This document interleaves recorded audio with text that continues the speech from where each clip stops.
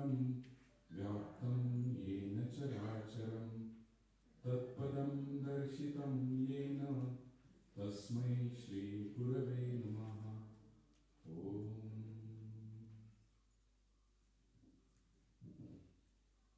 योगश्चित्तवृत्ति निरोधः तदा द्रष्टुः स्वरूपेव स्थाने। पातंजल योगसूत्रांची जी सुरुवात आहे त्यामध्ये सुरुवातीला योग, त्यासाठी योग साधण्यासाठीची नीड काय आहे, योग म्हणजे काय, प्रथम तर जोडणं, काय जोडणं, चित्त तत्वाशी जोडलं जाणं हा योग। त्यासाठीची नीड काय आहे, चित्तवृत्तींचा निरोध होणं ही नीड आहे। आणि आउटकम काय आहे तर त्यावेळेला द्रष्टा हा स्वरूपाच्या अवस्थेत असतो।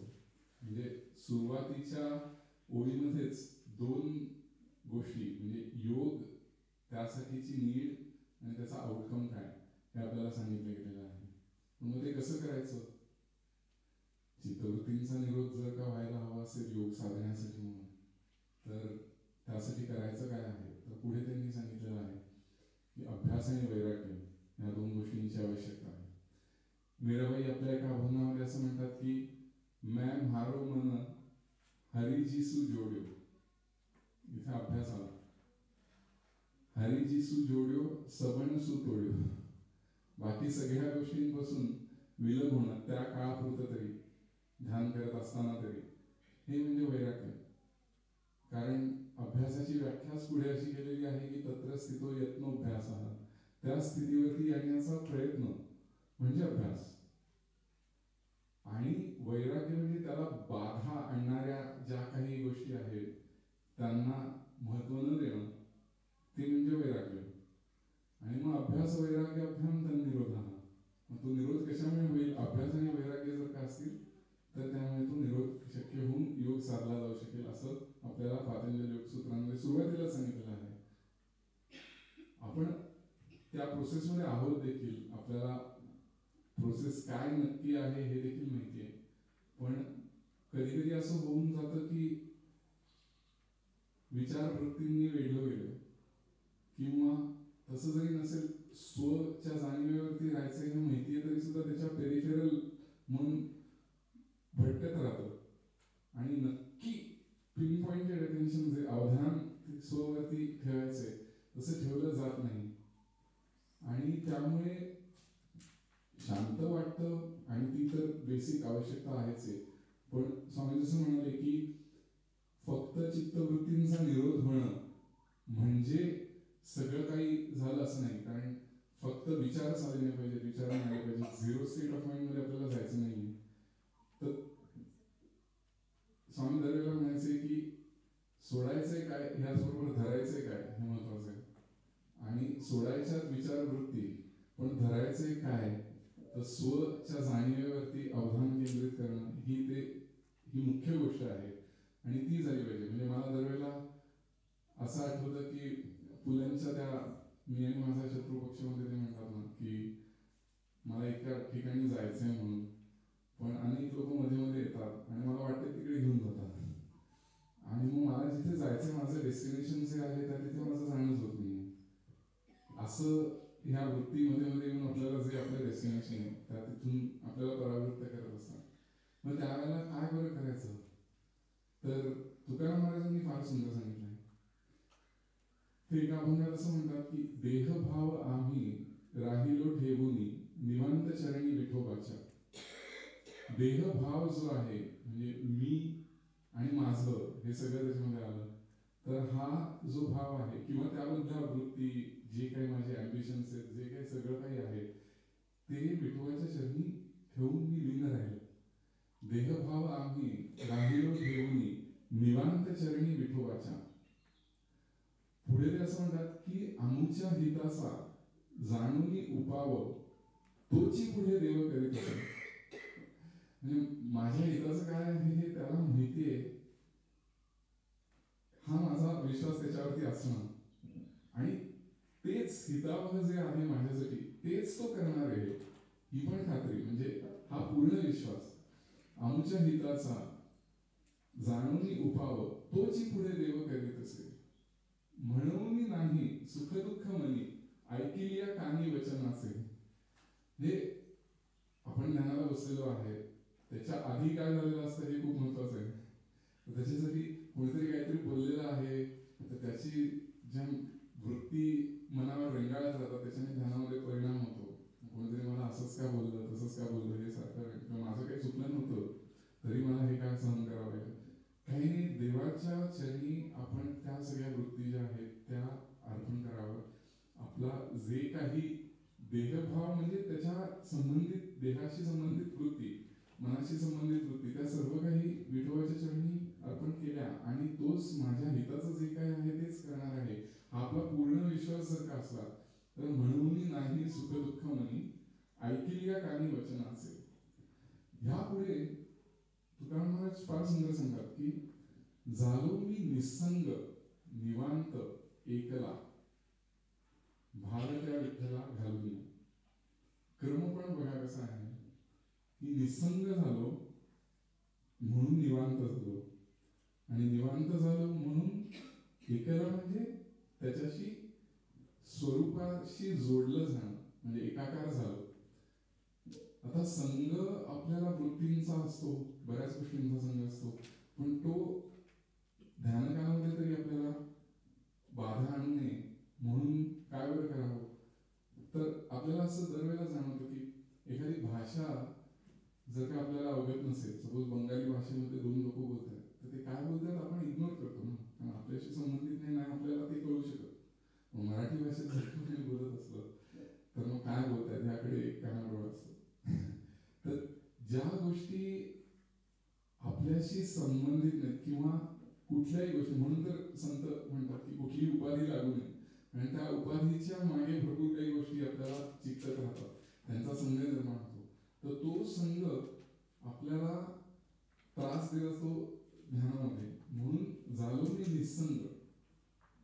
निसंग होण्याचा प्रयत्न त्यांनी सुरुवातीपासूनच सांगितलेला अभंगाच्या पहिल्या चरणामध्ये की सगळ्या वृत्ती ज्या आहेत, देहभाव पूर्णपणे तो अर्पण केला, म्हणजे त्याच्यानंतर देव आपल्या हिताचंच करणार आहे हा विश्वास आहे. मग हे सुद्धा जे निवांत झालो मी निसंग निवांत एकला, हे जे म्हणलेले ते कशामुळे झालं, परत ते सांगतात की भार त्या विठ्ठला घालून. त्यामुळे हे जे तुकाराम महाराजांनी सांगितलेलं आहे त्यामध्ये निसंग होणं ही नीड आहे, आणि ती पहिली जी स्टेप आहे त्याच्यानेच आपण पुढे निवांत होणार आहोत. पुढे निसंग होण्याच्या साठी म्हणून आपण प्रयत्न करत असतो, आणि त्यासाठीच ध्यानाच्या प्रोसेसमध्ये सुरुवातीला माइंड आणि इंटलेक्ट एंगेज ठेवण्यासाठी म्हणून आपल्याला ध्यानाच्या प्रोसेसला सुरुवातीला आपल्याला असं म्हटलेलं आहे की श्वासावरती लक्ष केंद्रित करणं, त्याच्याने चित्त थोडं तळावर येईल, रेग्युलेट होईल. श्वासावरती लक्ष केंद्रित करता करता अजून इझियर प्रोसेस काय, म्हणजे सूक्ष्मत्वाकडे जाण्यासाठी म्हणून की त्या श्वासावरती नाममंत्र त्याचा अवलंबन घेणं. तो नाममंत्र श्वासावरती म्हणजे श्वास घेताना सोडताना हम असं जर का आपण म्हणत असू, किंवा श्रीराम श्रीराम किंवा ओम, आपल्याला जो काही छोटासा मंत्र म्हणायची आवड असेल त्यांनी ध्यानकालामध्ये आपण तो मंत्र म्हणता म्हणता होतं काय की चित्ताला हे समजतं की आपल्याला काय करायचंय, पूर्ण फोकस राहणं हीच तर नीड आहे ध्यानामध्ये. आणि ते काही आधीचे जे व्यवहार आहेत ते करून आलोय आणि मग एकदम बसलो आणि डायरेक्ट एकदम सोवरती लक्ष केंद्रित करायला गेलो तर ते होत नाही. आणि मग सो म्हणून आपण जे समजतो त्याकडेच आपण त्या पेरिफेरी भोवती आपण फिरत राहतो असं.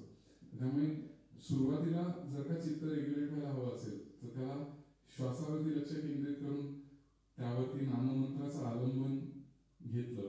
आता काय, तो बाकीचे विचार हळूहळू कमी होतील, विचारवृत्ती.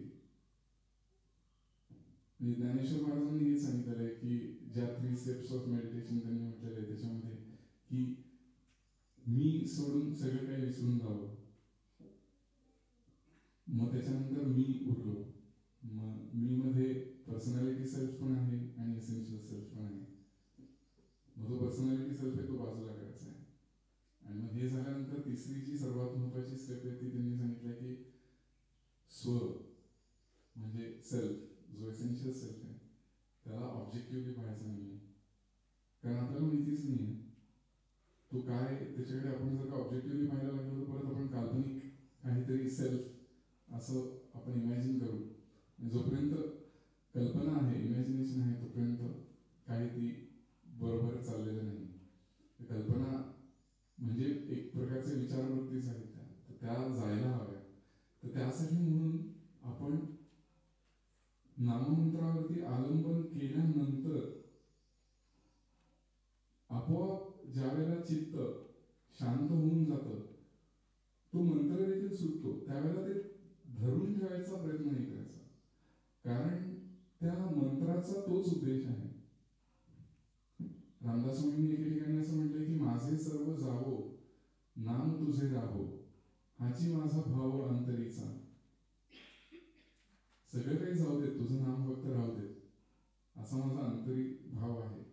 पुढे ते म्हणतात की पतित पावन नाम हे जाईल मग कोण राहील तुझं पाशी. नाम हे जाईल असं म्हटलंय, त्यामुळे आपोआप ते सुटेल. तेच आपल्याला तिथपर्यंत घेऊन जाणार, पण ते ज्यावेळेला सुटेल त्यावेळेला ते धरून ठेवण्याचा प्रयत्न करायचा नाही. पण जर का बघितलं योगामधल्या ज्या समाधी, विविध समाधींच्या बद्दलचं बोललं गेलेलं आहे, प्रत्येकाचा आउटकम हा एकच आहे. संप्रज्ञात समाधी जर का पाहिली तर त्याचे 4 प्रकार आहेत. तर त्याच्यामध्ये सवितर्क समाधी, सविचार समाधी, सानंद समाधी, सास्मित समाधी असं म्हटलं. तर सवितर्क समाधी म्हणजे एखाद्या मूर्तीवरती किंवा प्रतिमेवरती आपण चित्त ज्या वेळेला त्याच्यावरतीच अवधान केंद्रित करतो आणि अन्य काहीच सुरू नाही, तर त्यावेळेला ते सवितर्क समाधी. पण मग त्याच्यामध्ये काय बरं होतं, तर तिथे सूरदासांचा एक अभंग आहे, त्यामध्ये ते असं म्हणतात की मैं देखो यशोदा को नंदन खेळता अंगण बारोली. मी यशोदेच्या कृष्णाला अंगणात खेळताना पाहिलं अशी ती गोपी सांगते. त्यांनी काय झालं, तत्क्षण प्राण पलटी गयो मेरो तन्मय हो गयो कारोली. त्यावेळेला माझे प्राण उलट झाले आणि तनमन हे कारोली म्हणजे काळ झालं, हे कृष्णमय झालं. म्हणजे ते पूर्णपणे ती कृष्णाच्या अनुसंधानात त्याला खेळताना. सवितर्क समाधी, सविचार समाधी याच्यामध्ये एखादा नाममंत्र घेतला आणि त्या नामामधूनच आंतरिक अवस्था जी आहे, आंतरिक अवस्था ती प्राप्त झाली. सानंद समाधी, त्याच्यामध्ये आतमध्ये आनंद उत्पन्न झाला. म्हणजे ह्याचं वर्णन तुकाराम महाराजांनीच केलेलं आहे की आनंदाचे लोभी आनंद तरंग, आनंदाची अंग आनंदाचे. हा अंतरी जो आनंद आहे तोच सगळीकडे आनंद व्यापून राहिलेला आहे. आणि ह्या सगळ्याच्या मुळाशी, स्वामींनी असं एक ठिकाणी म्हटलं, ह्या सगळ्यांच्या मुळाशी सास्मित समाधी म्हणजे तिथे आलंबन कशाचं घ्यायचंय, स्वच्या जाणीवेचं आलंबन.